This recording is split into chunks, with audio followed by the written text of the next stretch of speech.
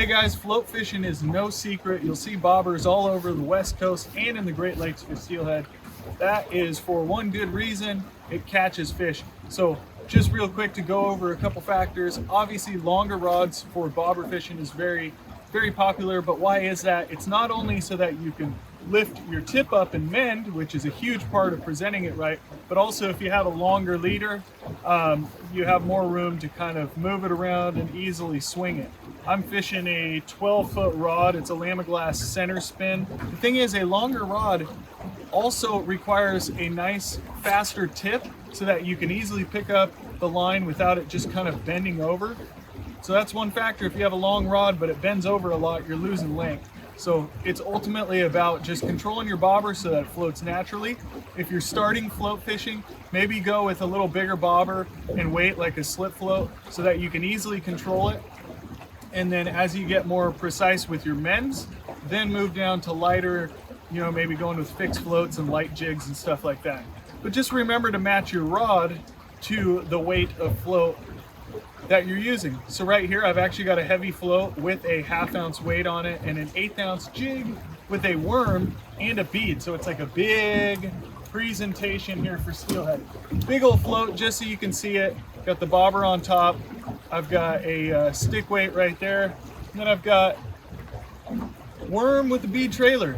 So a lot here, but I'm gonna go ahead and cast it. And the big thing, anytime that your bobber is in the water and it's moving, you want to be ready. If that bobber sinks, you need to be able to lift up on it. So if you cast above yourself, start reeling, and then once it goes past you, open her up, let her go through. With mending, you always want to do as good of a mend as possible until you no longer can. In that case, sometimes you'll kind of sacrifice a mend just to fish the end of the run. Something like this, if you take a look over here, it's really easy to fish. So I'm just going to kind of cast out to the top of this and just kind of lift it in. And that float starts bouncing in. Just pick up the line a little bit. I'm just holding it, and I've got a long rod, so I barely even need to move my rod to lift that line up. And the line's going up. Then I can use my arm if I want to, and I can kind of lift like this. But you're always just kind of use it to lead the line back behind it. Of course, in this situation, this is about as easy as it gets. My line, as long as I keep it off the water, I can just keep that thing going. Now, if it sinks, all I got to do is basically just go yoink and pull it up, and that thing will be sunk. Now, here's a little thing: is if you've already ran a big cast, sometimes you don't need to cast again. All I'm going to do is reel it up, open her up again, then let her go farther down. And you have a visual indicator telling you where you fished. But biggest thing with float fishing and catching fish is always adjusting your depth. You're always playing with it.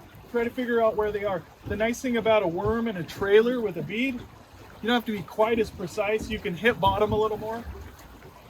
With a worm or a jig, you can hit bottom a little bit, but you want to be right off the bottom. Fresh fish, they don't suspend very high off the bottom. They're right down near the bottom. You want your jig to be there. And then that bead can do whatever it wants behind.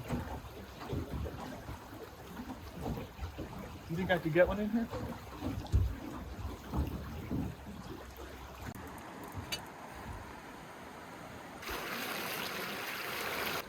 Hatchery fish.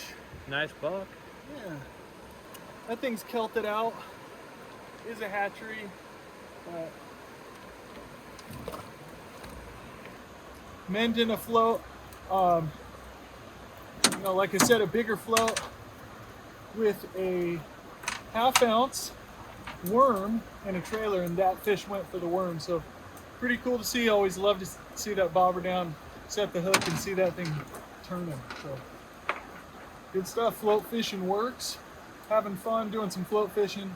Tyler's doing some bobber dogging, and it's revenge of the Celts today. So what do we got? 3 of them. Yep. Hey, it's all good though. We're gonna find some fresh ones here soon. So. Mending a float is essential because if your bobber starts tipping forward, it's going to drag your bait out of the strike zone and kind of more pull it behind it, which you don't want that to happen. You want it to swing down and be down there near the bottom. Fish is sitting on the bottom, just a couple inches off. You want that thing to go flying down where they can see it, to be in that strike zone. When I'm casting close in and I'm mending, I might have a little more room to just constantly be precisely mending. As I get farther down on a longer drift, I'm gonna have to go for really big mends. And then there might come a time where I just have to do what I would call like a sacrifice fly or a sacrifice drift, where you just gotta stop mending, let out a bunch of line, and if it goes down, just go for it. But most of all, where possible, control that bobber, make it look like it's just floating perfectly downstream. Longer rod will help that, and also just line control. So just kind of watch how I mend. I start just on this side pretty close, and like right up here, it lands, and then I'm just instantly on it. If it went down, I could set it right now. Then I open her up and I feather her, and I grab it with my finger like that. You see that?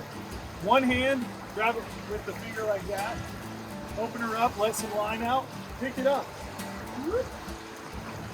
Pick it up like that. Like,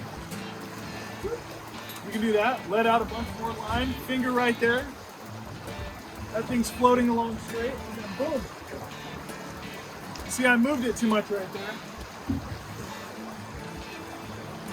And now I'm just gonna kind of let it go and sacrifice it. Maybe I'll try one more man. No, too extreme, it ain't gonna work. So I just reel it, pull it out. There comes a point where if it's not presenting properly down there, it's not worth doing. You might as well just move down there and fish. Fish what you can effectively in front of you and then move down. But I'll tell you what, having a longer rod sure does help, and it's a lot of fun. Also, your line is gonna have a huge part. If it's floating, it's gonna make it a little easier, but then as the coating wears off or whatever it may be, your line may be pulling underwater more. You're gonna have a lot of issues if that's the case. You're also gonna have a lot of issues if your bobber isn't heavy enough, or if it's too heavy. There's all these matching kind of details, but you wanna get a good float setup, good rod, and then just practice your mending. That's the difference between catching a fish on a float and not catching a fish on a float.